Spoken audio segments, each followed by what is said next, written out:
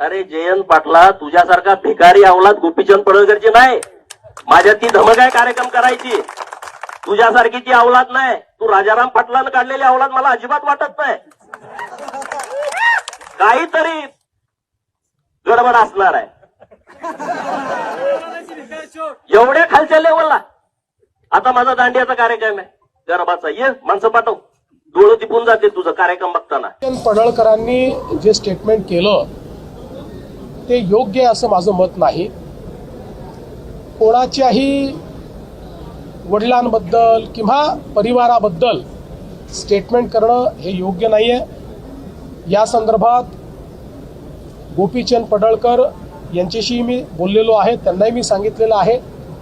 आणि मला शरद पवारांचा फोन आला होता, तेही या संदर्भात माझ्याशी बोलले. मी त्यांनाही सांगितलं की अशा प्रकारचं जे स्टेटमेंट आहे त्याचं आम्ही कधीच समर्थन करणार नाही.